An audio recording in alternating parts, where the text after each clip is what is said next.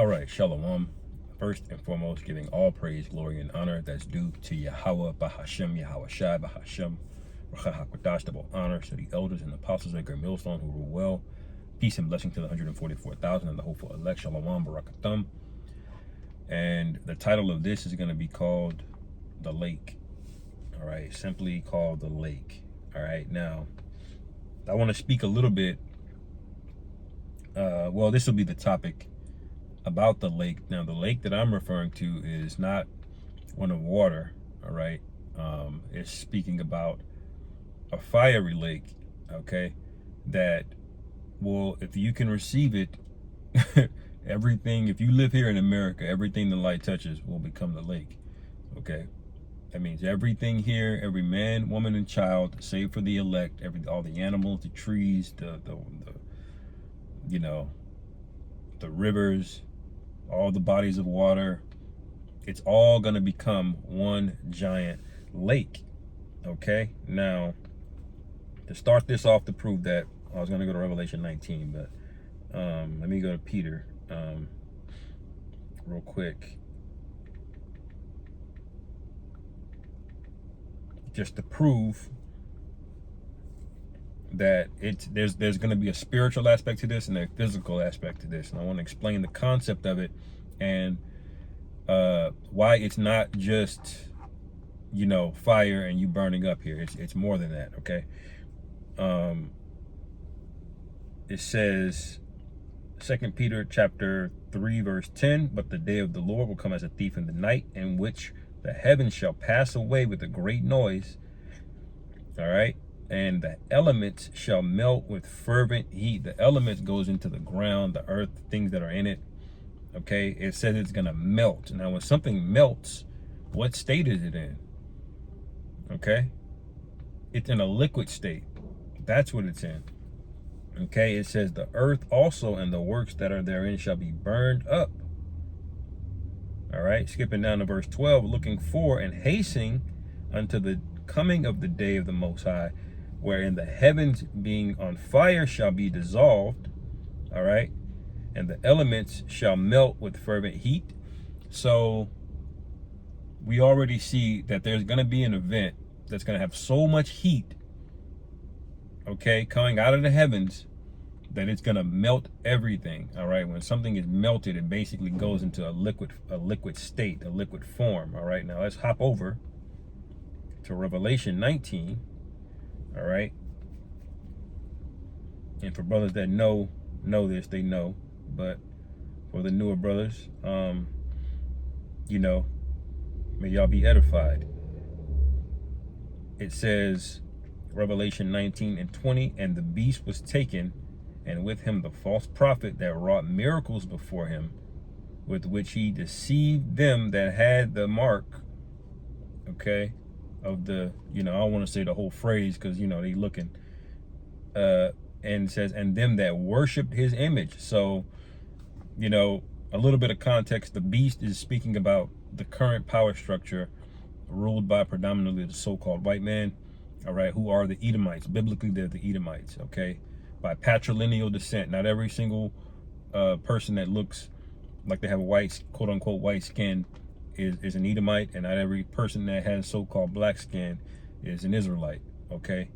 It goes back to who your father is ultimately, and that will be sorted out in due time. But the beast is their power structure that goes into NATO, okay, that goes into the EU, all right, and all the various global organizations that they formed coming out of the Second War, which is World War II, all right, the UN, the World Bank, International Monetary Fund, International Bank of Settlements, World Health Organization, etc., man, okay?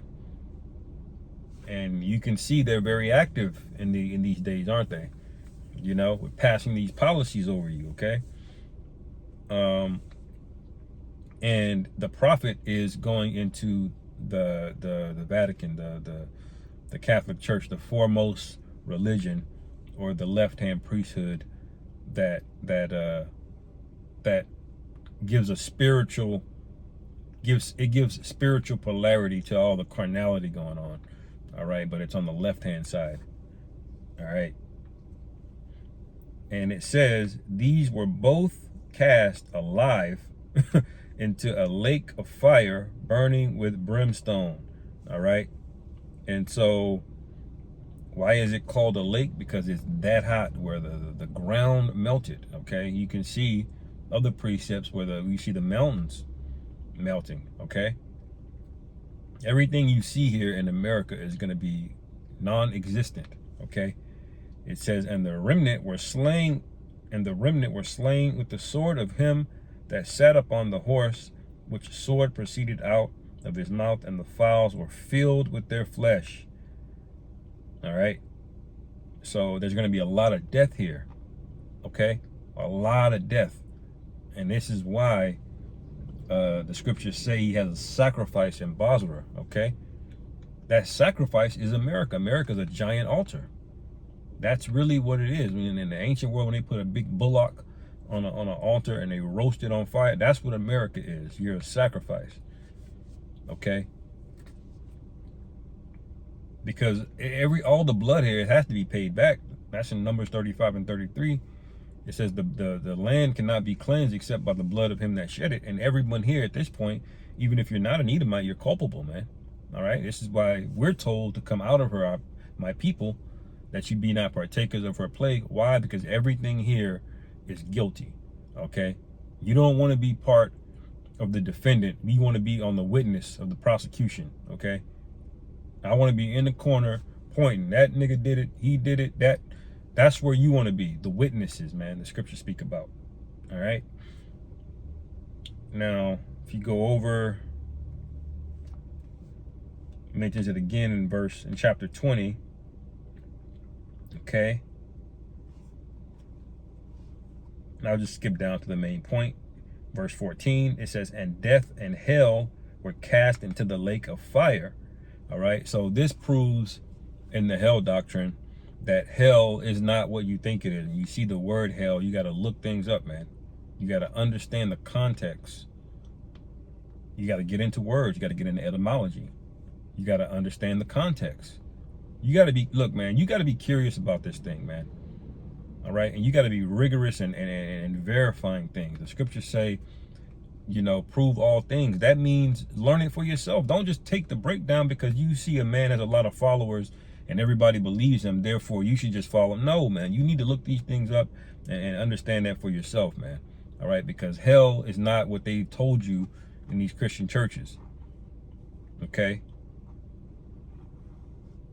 Now you got to ask yourself, it says, and death and hell were cast into the lake of fire. Well, they would make you think that hell was the lake of fire. Okay. But death and hell are more than,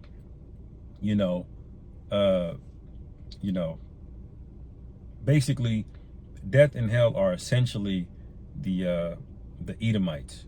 Okay. That's essentially what it is. Okay, you can go to Habakkuk, the 2nd chapter, to see this spoken about parabolically the same way. Okay, the scriptures speak about a group of individuals that would be like hell and is as death. Okay, and they have literal meanings, but they have spiritual meanings as well. Okay. It says, verse 15, and whosoever was not found written in the book of life was cast into the lake of fire. Do you know what that means? Israelites are going to be in the lake of fire, man. Now, why am I going down to the path of the Israelites? Because there's a delineation, okay? The Lord is very much about order and diversity and separation, man. All right? There's an order to things. There's a separation of things. All right. Now,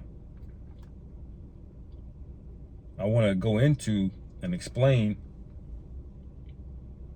why this is, why the lake or the lake of fire is not just going to be something that happens physically. This is going to be a spiritual condemnation and perpetuity for all those that got soft, man. All you guys that went back into the world. All right. you're gonna have what you call in the military a dishonorable discharge, man. Okay, you'll be back in the kingdom, but this is not good.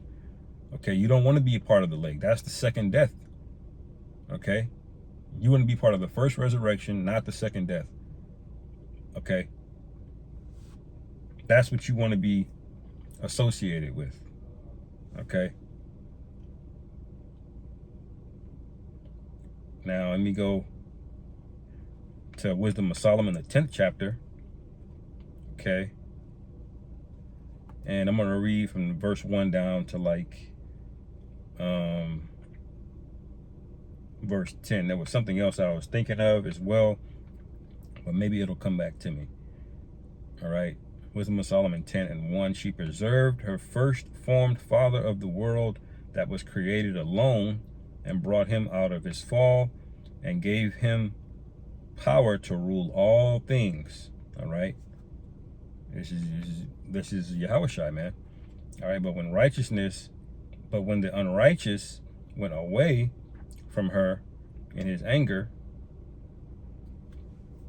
Salakia, verse 3, but when the unrighteousness went away from her in his anger, he perished also in the fury. Salakia, brothers, and gave him power to rule. Yep. But when the unrighteous went away from her in his anger, he perished also in the fury wherewith he murdered his brother. All right, for whose cause the earth being drowned with the flood, wisdom again preserved it. All right, now Salakia. Now really it's Adam is talking about here. Forgive me, which was basically Yahushua. He's the first man. So forgive me. So it says, for whose cause the earth being drowned with the flood, wisdom again preserved it, and directed the course of the righteous in a piece of wood of small value. All right, now we're hopping over to Noah. Okay.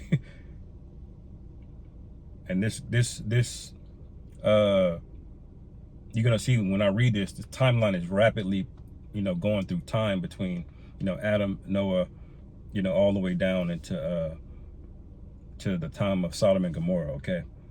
All right, and it says,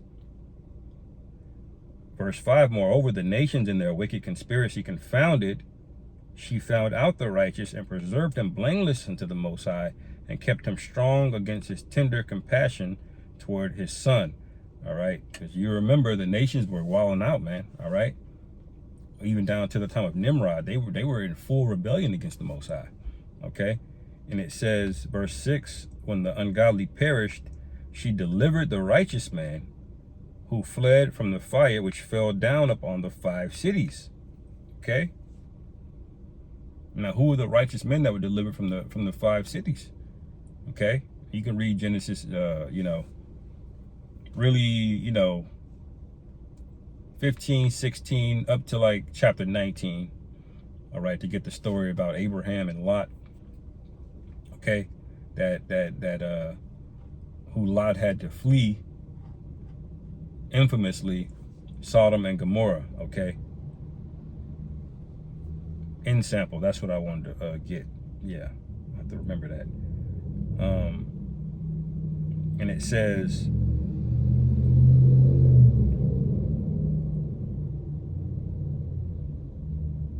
let me go down. Verse 7 is kind of the main point. It says, of whose wickedness even to this day the wasteland that smoketh is a testimony. All right, so this is what I wanted to elaborate on about the lake, is that it's not just going to be a physical lake. It's going to be a testimony. Okay, the scriptures say, if I go back,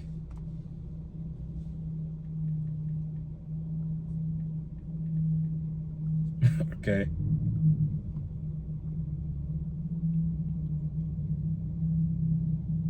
to Revelation,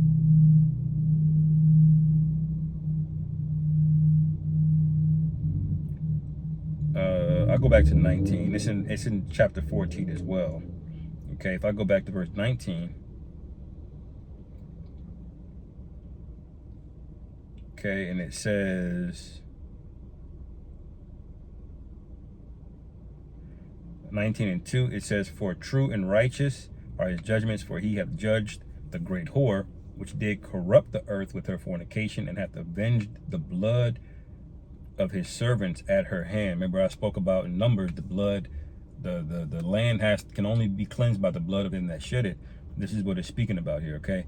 And it says, and again they said, Alleluia, and her smoke rose up forever and ever. Okay, so this smoke is going to be going on for a long time, man. Okay, and why is that? Because it's going to be, America is not just going to be a physical event that gets destroyed. It's going to be a monument to what not to do, an example of what not to do. Okay, that's why the smoke is going to go up and up and up, and it's just going to keep burning and burning and burning, because everyone's going to know, damn, you don't want to cross the Most High. Okay. Revelation 14:11, and the smoke of their torment ascended up forever and ever, and they have no rest day nor night, who worship the beast and his image, and whosoever receiveth the mark of his name. Okay, so there you go. The fire is going to go up and up and up. All right. And no, people are not going to be literally burning there, you know, forever and ever. All right, because when you see the word forever in the scriptures, it doesn't always literally mean forever. Sometimes it just means a long time, okay?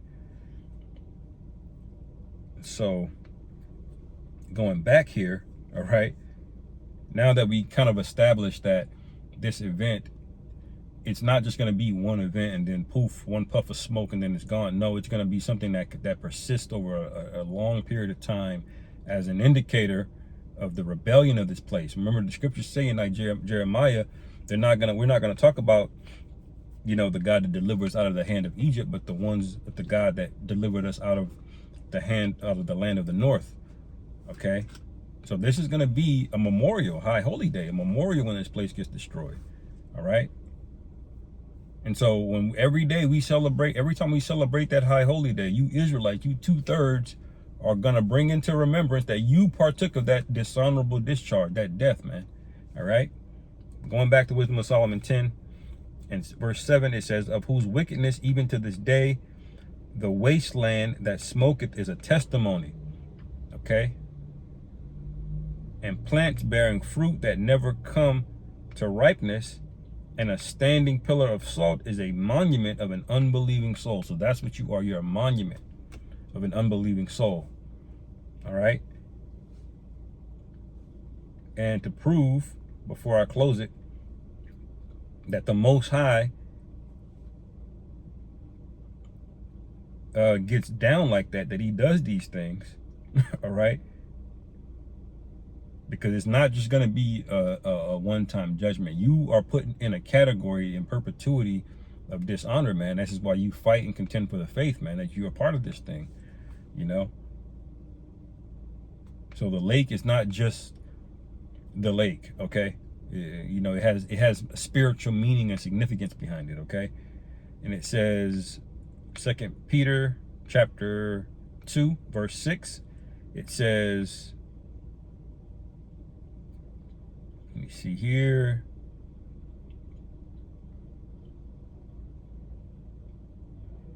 Yeah, I'll just go down to the point. Verse 6. It says, and turning the cities of Sodom and Gomorrah into ashes, condemn them with an overthrow, making them an ensample unto those that after should live ungodly. All right. And we was joking about it a few weeks ago, you know, about how the Sodom and Gomorrah is like a trailer to a movie. You know, it's like a small, before you watch the actual movie, you know, you got the trailer, you know, and that's what Sodom and Gomorrah was to what's going to happen to America. America is going to be the actual movie. It's going to be on a much, much larger scale. The entire global nuclear arsenal is going to be unleashed on this place. Okay. And it says, yeah, I'll read that again. Verse 6, and turning the cities of Sodom and Gomorrah into ashes, condemned them with an overthrow, making them an ensample unto those that after should live ungodly. So if you're a part of this second death, man, you're going to be an example, again, for those that wish to live ungodly. Now, in the kingdom, that's not going to apply to us. It's going to apply to heathen, because we're going to be good. We're going to be in our right minds. We're going to have our bodies, and we're not going to have to worry about sin in the kingdom. All right. But you had to look at what cost did it take you to do that, man. You had to be part of the example of how not to live, you know? And so that's why you fight for this thing. That's why you understand what you're a part of. That's why, you know, you fear the Lord, okay? All right, so I think the point was made. I'll end it there. Lord willing, this is edifying. Call halal Yahweh Ba'Hashem Yahweh Shai Ba'Hashem Rachak Wadash. Shalom. On to the next.